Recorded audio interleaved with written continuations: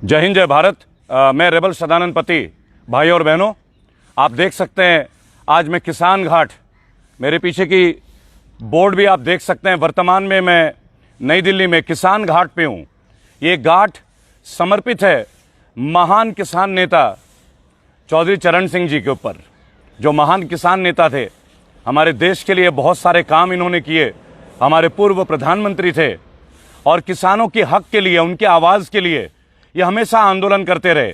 अपना पूरा जीवन चौधरी चरण सिंह ने किसानों के लिए समर्पित किया।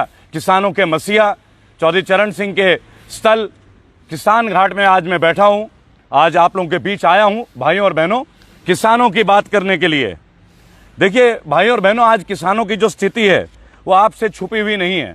किस हाल में किसान है उसके बारे में सबसे पहले मैं आपको बताना चाहूँगा। तड़पता भारत, करहाता किसान। आज भारत तड़प रहा है और किसान करहा रहा है। भाइयों और बहनों, तड़पता भारत, करहाता किसान। यह देश, आज हम बात कर रहे हैं अपने अन्नदाता के लिए। वो अन्नदाता जो जीवन भर अपना खून और पसीना बहाते हैं उस अनाज के लिए, जिस अनाज का सेवन मैं, आप, हमारे बच्चे, हमारे बुजुर्ग, देश के तमाम भारतवासी, तमाम जो जनसंघ है, वो इन चीज़ों का जो इस्तेमाल करते हैं वो कैसे करते हैं? जब अन्नदाता अनाज उगाते हैं, फिर चाहे वो रोटी हो, चाहे वो दाल हो, चाहे वो फल हो, चाहे सब्जी हो, चाहे बाजार में बिकने वाला वो ब्रेड हो, चाहे कोई भी चीज़ हो, हम किसान, हमारे अन्नदाता के खून पसीने की कमाई से। लेकिन आज क्या स्थिति है? आज तड़पता भारत, करहाता किसान। जो भी सरकारें आती हैं, किसानों के ऊपर बड़ी बड़ी बातें होती हैं, बड़ी बड़ी बातें, लेकिन किसानों का हाल बेहाल। भाइयों और बहनों, किसानों का हाल बेहाल। अपने आने वाले चंद मिनटों में बहुत सारी जानकारी आपके साथ में साझा करूंगा, क्योंकि मैं स्टैट्स के साथ बात करता हूं। मैं एक बागी हूं, रेबल हूं, और मैं स्टैट्स के साथ बात करूंगा ताकि सरकार को यह पता चले कि आज का जो युवा है वो किस तरीके से परिचित है अपने देश के तमाम जो विकृतियां हैं। लेकिन आज बात करूंगा किसानों की, क्योंकि हम कृषि बाहुल्य देश में रहते हैं। आज भी हम जिसे इंग्लिश में बोलते हैं रूरल एरियाज, ग्रामीण क्षेत्र, वहां की स्थिति क्या है, परिस्थिति क्या है, पराकाष्ठा क्या है, किस तरीके से उनके साथ जो आज हालात हैं। आप तमाम न्यूज चैनलों में देखते होंगे पंजाब और हरियाणा में किसानों को किस तरीके से पीटा जा रहा है। पिछले 3 दिन से वो आंदोलन कर रहे हैं, क्योंकि केंद्र की सरकार ने कुछ नए एक्ट लाए हैं। एक ऐसा एक्ट, एक ऐसा फार्मिंग ऑर्डिनेंस जो ना लोगों के बीच वो आए, ना लोगों से उन्होंने पूछा, और विशेष तौर पे किसानों से तो पूछा ही नहीं। वो कहते कि ऑर्डिनेंस किसान हितैषी है, कृषि हितैषी है। अगर ये किसान हितैषी है तो फिर हम किसानों से पहले चर्चा क्यों नहीं करते? और अगर ये सच में किसान हितैषी है तो भाइयों और बहनों, इस वीडियो के माध्यम से मैं एक बात आप लोगों से पूछना चाहूंगा, और ये वीडियो ज्यादा से ज्यादा शेयर करेंगे भाइयों और बहनों, ताकि पता चले कि जो किसान वहां आंदोलन कर रहे हैं पंजाब, हरियाणा और देश के कोने कोने में, भारतीय किसान यूनियन के लोग जो आज आंदोलन कर रहे हैं, अगर ये किसान हितैषी सरकार है और अगर ये ऑर्डिनेंस किसानों के लिए हुआ है तो किसानों पे लाठीचार्ज क्यों? क्यों पंजाब और हरियाणा में किसानों पे लाठीचार्ज हो रहा है? भाइयों और बहनों, क्या मुझे इसका जवाब केंद्र की सरकार दे सकती है? हरियाणा जो कि कृषि बाहुल्य क्षेत्र है, आज वहां किसानों पे लाठियां भांजी जा रही हैं, लाठियां। मैं रेबल सदानंद पति, आपका भाई, आपका बेटा, आप लोगों के बीच, आपके बीच मैं ये कह सकता हूं भाइयों और बहनों कि आज भारतवर्ष में और पूरे विश्व में जिन वीडियोस को लोग देख रहे हैं और तमाम लोग देख रहे हैं, ये केवल इसलिए नहीं कि हमें कोई मीडिया के चर्चे चाहिए या हमें कोई लाइक्स चाहिए और शेयरिंग चाहिए, नहीं। हम केयर करना चाहते हैं भाइयों और बहनों। किसानों की बात आज रेबल के साथ, किसानों की बात आज रेबल के साथ। एक केंद्र ने एक ऑर्डिनेंस पास किया है 2020 में, और वो ऑर्डिनेंस में जो नियम है भाई और बहनों, जब आप देखेंगे तो आप महसूस करेंगे कि किसानों को छोड़ के तमाम चीजें रखी गई हैं केवल पूंजीपतियों के लिए, केवल और पूंजीपतियों के लिए। मैंने आपको जिस ऑर्डिनेंस के बारे में बताया था वो है एसेंशियल कमोडिटीज एक्ट।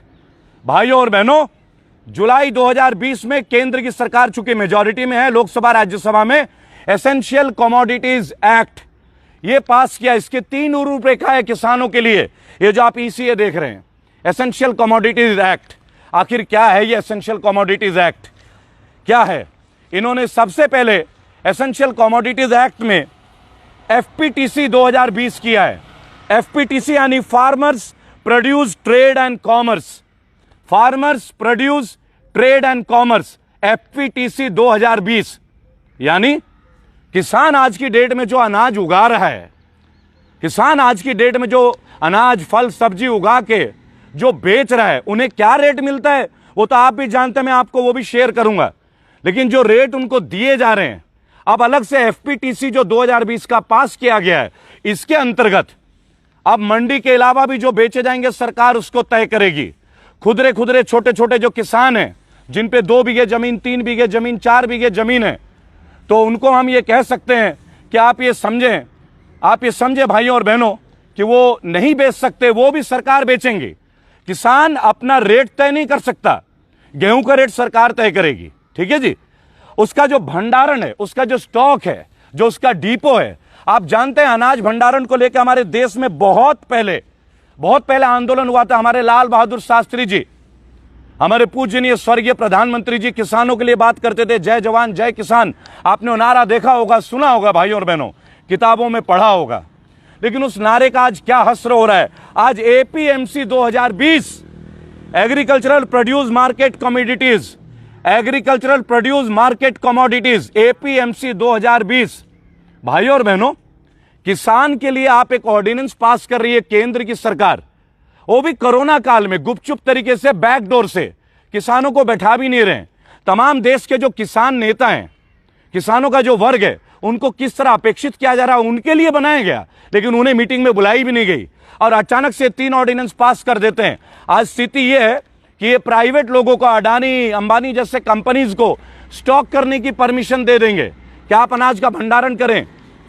आपको मैं एक बात सूचित करना चाहूंगा, आज की बात केवल किसानों के लिए, कि प्याज जो है आज भी 50 रुपए किलो बिक रहा है, आलू 40 रुपए किलो बिकता है और घिया 40 रुपए किलो, भिंडी 50 रुपए किलो, टमाटर 60 से 80 रुपए किलो।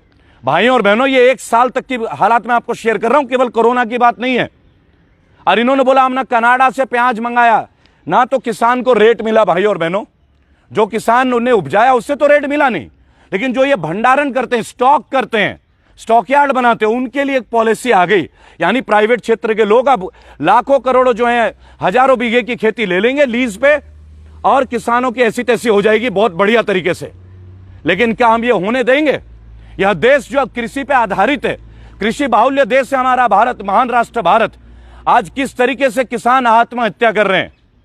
जो लोन ले रहे हैं किसान, उनकी लोन की पूर्ति के बाद उनकी जमीनों पे कब्जा किया जा रहा है बैंकों के द्वारा, उनकी सुनवाई नहीं होती। महाराष्ट्र में केंद्र की सरकार और बीजेपी की सरकार रही है 5 साल, लेकिन उन 5 सालों में विदर्भ के कितने किसानों ने आत्महत्या की, आप ये देख सकते हैं, आप गूगल कर सकते हैं। लेकिन भाइयों और बहनों, सबसे कमाल की बात मैं आपसे शेयर करना चाहूंगा कि किसानों की हित करने वाली ये सरकार एपीएमसी 2020, आप देखिएगा, एग्रीकल्चर प्रोड्यूस मार्केटिंग कमिटी बनाई जा रही है किसानों के लिए कि आपके लिए हम कमिटी लाएंगे, लेकिन किसानों को उसमें शामिल नहीं किया गया। क्या 4 बीघे का खेती करने वाला किसान अपना स्टॉक यार्ड बना सकता है? एक डॉक्टर अपने मर्जी से 1000 रुपए लेता है भाई और बहनों, 1000 रुपए विजिटिंग फीस, और 3 दिन के लिए वैलिड है। लेकिन किसान अपने मर्जी से अपने फसल का, अपने अनाज का, अपने सब्जियों का, अपने फल का रेट तय नहीं कर सकता। उसे केंद्र की सरकार के ऊपर आश्रित रहना पड़ेगा, और केंद्र की सरकार उन्हें पेमेंट क्या देती है, यह छुपी हुई बात आपसे नहीं है। अब बात करेंगे FAPFS, farmers agreement on price assurance and farm services. भाई और बहनों, गौर से देखिएगा, आपको फिर से बता दूं, FAPFS, farmers agreement on price assurance and farm services. Ponty Chadha जैसे लोग, जो लोग पोल्ट्री फार्म खोलते हैं, जो लोग देहरादून में लाखों बीघे ले लेते हैं, आप पता कीजिएगा गूगल पे, आप पता कीजिएगा गूगल पे। भाइयों और बहनों, आज अडानी जैसे लोगों को, अंबानी जैसे लोगों को एक नियंत्रण दे दिया जाएगा। पहले मजदूरों की हत्या हो रही है, मजदूर सड़क पे है, मिडिल क्लास फैमिली सड़क पे है, और देश का अन्नदाता हमारे किसान, अब आखिरी बार उनके ऊपर आपने कर दिया, अब आखिरी बार उनके ऊपर आपने कर दिया। भाइयों और बहनों, मैं केवल एक बात आपसे कहना चाहूंगा इस वीडियो के माध्यम से, किसानों की बात हो रही है, मार्केटिंग कमेटी बनाई जा रही है, करोड़ों रुपए लगा के कमेटी बनेगी, स्टॉक यार्ड बनेगी। किसान पे करोड़ों रुपए होते हैं क्या? किसान पे गाड़ी होता है क्या? यूरिया तक तो मिलती नहीं है। आप इस पॉलिसी को देखिए और शेयर कीजिएगा इस वीडियो को भाई और बहनों, क्योंकि आज जो भी बोलता है उसको दबा दिया जाता है। पिछले 3 महीने में मैं रेबल सदानंद पति 19 बार मुझे पुलिस स्टेशन में डिटेन किया गया है। मेरी गाड़ी के नंबर फ्लैश कर दिए जाते हैं। अभी मैं किसान घाट पे हूं। महान किसान स्वर्गीय नेता श्री चौधरी सिंह, हमारे देश चौधरी चरण सिंह, हमारे देश के पूर्व प्रधानमंत्री, और पुलिस की गाड़ी 5 बार यहां से गई है, 5 बार, केवल इसलिए कि आप यहां क्या कर रहे हैं। तो आप सोचिए, क्या हम इस बात को कहने के लिए हमें लाइसेंस की जरूरत है?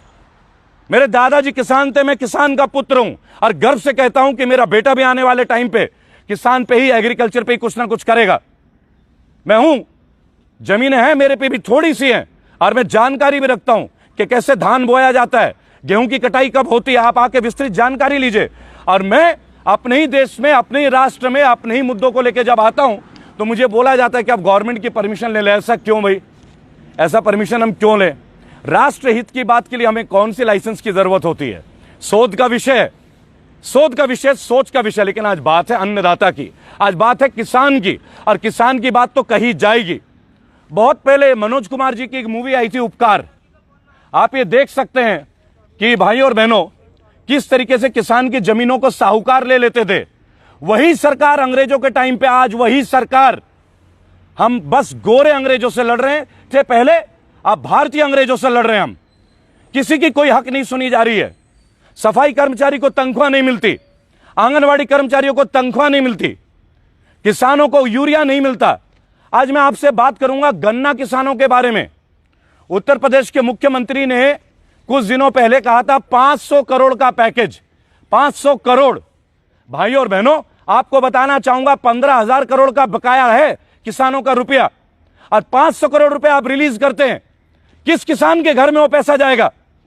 किस किसान के घर में वो पैसा जाएगा? भाई और बहनों, वो पश्चिमी उत्तर प्रदेश के लोग, बड़ौत, शामली, मुजफ्फरनगर, सहारनपुर, ये तमाम क्षेत्र के जो लोग हैं, गन्ना किसान, हापुड़, मैं आपको क्षेत्र का नाम बताऊंगा, और ये हाथ में नहीं है, पेपर में लिखा हुआ, क्योंकि मैं संबंधित हूं, मैं जमीन से जुड़ा हुआ व्यक्ति हूं और मैं स्पीच प्रिपेयर करके नहीं आता। माननीय मुख्यमंत्री जी ने इतनी बड़ी बात कह दी, 500 करोड़। अरे आप एमएसएमई के लिए 1,20,000 करोड़ दे रहे थे ना। जो मजदूर सड़क पे मर गए, बिहार जाते जाते, बंगाल जाते जाते, झारखंड जाते जाते, 1 रुपया नहीं दिया आपने। विकलांगों को आप महीने के 500 रुपए देते हैं, 500 रुपए, उससे घर चलता है अनुराग ठाकुर जी। बहुत बड़ी बड़ी बातें करी थी आपने। भाई और बहनों, ये देश अब किसान का अपमान नहीं सहेगा।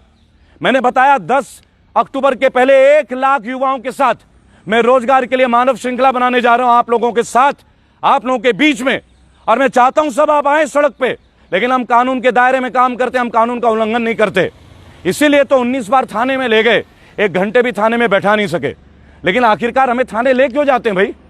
आज किसानों पे लाठियां क्यों भांजी जा रही है? क्या कसूर है किसानों का? वो अपना हक मांग रहे हैं भाई और बहनों। हरियाणा में बीजेपी की सरकार है, और आपको पता है कि हरियाणा कृषि बाहुल्य क्षेत्र है, और निरंतर 3 दिन तक मुकदमे दर्ज किए गए किसानों के ऊपर। अगर हम इसी तरह चुप रहे, हमारी चुप्पी जो है किसानों के मौत का कारण बनता जा रहा है। ये किसान आत्महत्या नहीं कर रहे हैं, ये किसानों की हत्या की जा रही है। इस देश के नागरिकों की हत्या की जा रही है, और तमाम वर्ग की हत्या की जा रही है। यहां दलित से लेकर कोई सुरक्षित नहीं है। इन्हें केवल राम मंदिर, हिंदू मुस्लिम विवाद और हिंदू राष्ट्र की बातें आती हैं। अरे भारत एक महान राष्ट्र है। हमारी देश की महानता यह है क्योंकि विविधता में एकता, सर्वधर्म सर्व जाति के लोग यहां एक साथ निवास करते हैं। प्रेम पूर्वक हर्षोल्लास के साथ एक दूसरे का त्योहार सेलिब्रेट करते हैं हम लोग। इस देश में हिंदू मुस्लिम सिख ईसाई दलित भाई बौद्ध जैन सभी धर्म के लोगों का स्वागत रहा है शुरू से, और सभी इस देश के नागरिक हैं। लेकिन इसके ऊपर चर्चा नहीं होगी। आज किसानों की बर्बर पिटाई हो रही है, इसके ऊपर चर्चा नहीं होगी। कोई भी मीडिया, चाहे वो जी टीवी हो, चाहे इंडिया टीवी हो, और Arnab Goswami, you don't need to talk with me any more again, I am not interested to meet you any more. आप जर्नलिस्ट के नाम पे एक धब्बा है, कलंक है, और अगर आप चैलेंज करें मेरे स्टेटमेंट को तो मैं लोगों के बीच आपके साथ आना चाहूंगा। आपके पास बहुत सारे स्टैट्स होते हैं, डाटा होते हैं। मैं आपको प्रत्यक्ष और ग्रामीण क्षेत्र घर किसान से मुलाकात कराऊंगा, क्योंकि मैं कृषि परिवार से संबंध रखता हूं, एजुकेटेड हूं, विदेशों में भी काम किया है अर्नब जी, लेकिन मैं अंग्रेजी स्टूडियो में झाड़ता नहीं। और अगर आपको थोड़ी बहुत भी ज्ञान हो ना, तो किसानों के बीच में आके देखें। आपकी मीडिया एक बार भी नहीं दिखा रही है आपके चैनल पे कि किसानों का लाठीचार्ज हो रहा है। आखिर क्यों भाई, किस लिए, क्यों लाठीचार्ज कर रहे हैं आप? आपने 3 फार्म ऑर्डिनेंस पास किया है। रेबल सदानंद पति आपसे पूछता है, आपने बैकडोर से कोरोना काल में ऑर्डिनेंस क्यों पास किया? केवल इसलिए क्योंकि आप आज बहुमत में हैं। आप मजदूरों के हित की बात नहीं करते, आंगनवाड़ी कर्मचारियों के हित की बात नहीं करते, टैक्सी यूनियन के हित की बात नहीं करते, फौजियों का पेंशन आपने बंद कर दिया। फौजी शहीद हो रहे हैं, उनके घर वालों को कब नौकरी मिलेगी इसके बारे में कोई टिप्पणी नहीं है। 1 रैंक 1 पेंशन, OROP, माननीय मोदी जी, यह आपका वर्जन था। 2013-14 के चुनाव के दौरान आपने ये डिक्लेरेशन दिया था 1 रैंक 1 पेंशन। सत्ता में आए हुए 6 साल से ऊपर हो गया, कितना टाइम चाहिए आपको? आपने पैरामिलिट्री फोर्सेस के पेंशन खत्म कर दी, सरकारी टीचर्स की पेंशन खत्म कर दी, आपने रेलवेज प्राइवेटाइज कर दिया, आज उनकी छटनी हो रही है। आपने अभी यूपी में संविदा कार्यक्रम ले आए, 5 साल के अंतर्गत आप लोगों को निकाल रहे हैं। ये देश आपको झेलेगा कब तक? ये देश आपको बर्दाश्त करेगा कब तक? रेबल पूछता है आपसे। भाइयों और बहनों, जब आप डरते हैं इनके डंडों से, इनके प्रहार से, ये भय और बढ़ाते हैं। मैंने आप लोगों से वादा किया है 10 अक्टूबर के पहले 1 लाख युवाओं के साथ मैं मानव श्रृंखला बनाने जा रहा हूं। और अगर आप लोगों का आशीर्वाद रहा, आप लोगों का साथ रहा, तो शायद गिनीज बुक ऑफ रिकॉर्ड में यह नाम दर्ज होगा, और अवश्य होगा। लेकिन हम ये गिनीज बुक के लिए नहीं कर रहे हैं। इस देश के माननीय प्रधानमंत्री ने कहा था 2 करोड़ नौकरी हर साल। बताना चाहूंगा 19 करोड़ से ज्यादा नौकरियां पिछले 1 साल में जा चुकी हैं। 6 साल के हिसाब से 12 करोड़ आपको नौकरी देनी थी, आपने तो छटनी कर दिया। एनटीपीसी में जिन बच्चों ने एग्जाम दिए, आज तक उनका अपॉइंटमेंट बाकी है। रेलवे पुलिस के जो लोग हैं वो आज तक आपका भर्ती का इंतजार देख रहे हैं। यूथ आपको किस राह से देख रहा है? MBA BBA पास किया हुआ यूथ आज नौकरी के लिए दर दर भटक रहा है। आप नए नए कॉलेज को मान्यता देके जा रहे हैं। आपने टीचर्स की नौकरी नहीं दी। आपने जो टीचर गेस्ट लेक्चर्स हैं, जो लीज होल्ड पे 5 साल से, उनको परमानेंट नहीं किया। बहुत सारी ऐसी जगह है जहां लोगों को आज तक तनख्वाह नहीं मिली। जो कॉन्ट्रैक्चुअल वर्कर्स हैं बिजली डिपार्टमेंट के, उनको आप इग्नोर कर रहे हैं। और देश का अन्नदाता किसान, आप देखिए farmers agreement on price assurance and farm services, FAPAFS। भाइयों और बहनों, किसान के लिए आपने 3 ऑर्डिनेंस पास किया और एक भी किसान को आपने उस मीटिंग में नहीं लिया। यह आपकी गवर्नेंस है। Shame on your governance. और माननीय मुख्यमंत्री उत्तर प्रदेश के योगी आदित्यनाथ जी ने, मैं दोबारा पुनः इनको याद दिला दूं, क्योंकि गन्ना किसान से मैं संबंधित हूं, खुद उस परिवार से हूं। मैं जमींदार हूं उत्तर प्रदेश में, आपकी जानकारी के लिए करता हूं खेती। आपने कहा 500 करोड़ आपने गन्ना वालों के लिए दिया है। वो 500 करोड़ में 15,000 करोड़ का बकाया है। 14,500 करोड़ 5 साल से गन्ना किसान इंतजार कर रहे हैं कि कब उनका पेमेंट का भुगतान होगा। कैसे पढ़ाएंगे अपने बच्चे, कैसे पालेंगे अपना घर? आपके अनुराग ठाकुर कहते थे दिल्ली दंगों के दौरान, दिल्ली चुनाव के दौरान 500 रुपए हमने रिलीज कर दिया। 500 रुपए में घर चलता है क्या? हमारी देश की मिनिस्ट्री ऑफ फाइनेंस, वित्त मंत्री निर्मला सीतारमण जी 500 रुपए में चला लेंगे अपना घर? आपकी गाड़ी का डीजल भी शायद 2,000-3,000 का मिनिमम खर्चा आता होगा रोज का। कौन सी गाड़ी इस्तेमाल करते हैं जनता को बता दीजिएगा। आपके बच्चे कौन सी गाड़ी इस्तेमाल करते हैं वो भी बता दीजिएगा। गृह मंत्री के बच्चे कौन सी गाड़ी इस्तेमाल करते हैं वो भी बता दीजिएगा। और अभी तो नए नए गाड़ियां आ रही हैं। माननीय प्रधानमंत्री को इस कोरोना काल में एक और विमान की जरूरत पड़ गई और आपने पीएम केयर फंड के उसको आप आरटीआई से दूर कर देते हैं। यह आपकी ईमानदारी की पराकाष्ठा है। लेकिन देश किसानों के ऊपर यह अत्याचार अब नहीं सहेगा। अगर बिहार, बंगाल, झारखंड जितनी भी जगह यह आंदोलन हो रहा है, यह आंदोलन भाइयों और बहनों बढ़ेगा। आप लाठीचार्ज करेंगे, आप रेबल को किसानों के हर आंदोलन में आप देखेंगे। मैं आगाज कर रहा हूं 10 अक्टूबर के पहले 1 लाख युवा रोजगार के लिए आपकी मानव श्रृंखला बना रहे हैं। नई दिल्ली, इसी राजघाट से हम शुरू कर रहे हैं। गिरफ्तार कीजिए। वैसे भी 19 बार आप मुझे गिरफ्तार कर चुके हैं। आपने अभी देखा होगा हमने डॉक्टर कफिल खान को रिलीज करवाया। विनय जी बहुत मेहनत कर रहे थे, हमारे टीम के सदस्य हैं, भाई हैं, विनय दुबे फ्रॉम मुंबई। अब संजीव भट्ट के लिए हम मेहनत कर रहे हैं, रिलीज कराएंगे। अखिल गोगोई, जिन जिन एक्टिविस्टों को आपने जेल में डाला है, तमाम उन लोगों को हम जेल से निकालेंगे। आप हम पे क्या मुकदमा दर्ज कराएंगे? हम तो कानूनन परिवार से आते हैं, लॉ से जुड़े हुए लोग हैं। वो अनाड़ी थे जिनको आपने जेल भेजा। हमें छेड़ के देखिए, आप हमें छेड़ के देखिए। तमाम जो वकील बिरादरी है वो आपके सरकार के, आपके पार्लियामेंट के सामने आके बैठ जाएंगे। क्या करेंगे आप? सबको लाठी भांजेंगे? भाई और बहनों, इस सरकार को उखाड़ फेंकने का सही टाइम है। जिन जिन प्रदेशों में अब इलेक्शन हो रहा है, सही जवाब दीजिए। ये बिजली बेच चुके, एयरपोर्ट बेच चुके, रेलवे स्टेशन बेच चुके। चाय वाला स्टेशन पे चाय बेचा करता था, अब चाय वाला रेलवे स्टेशन बेच रहा है। किसी भी गरीब व्यक्ति की कभी सूद ली नहीं गई, कभी भी। लेकिन नहीं, इनको यह बात समझ में नहीं आती। देश का युवा आज क्राइम की ओर अग्रसित हो रहा है, जॉब्स नहीं है, लेकिन इसके ऊपर कोई बात नहीं है। आज किसान घाट, चौधरी चरण सिंह के स्मारक स्थल और किसानों के लिए बात करते हुए मैं आप लोगों से आग्रह करूंगा, जहां भी किसानों का आंदोलन हो रहा है, आपका भाई, आपका बेटा रेबल उनके साथ है। और इस आंदोलन में मैं आशा करता हूं कि आप सभी लोग हमारे साथ होंगे। जय हिंद, जय भारत।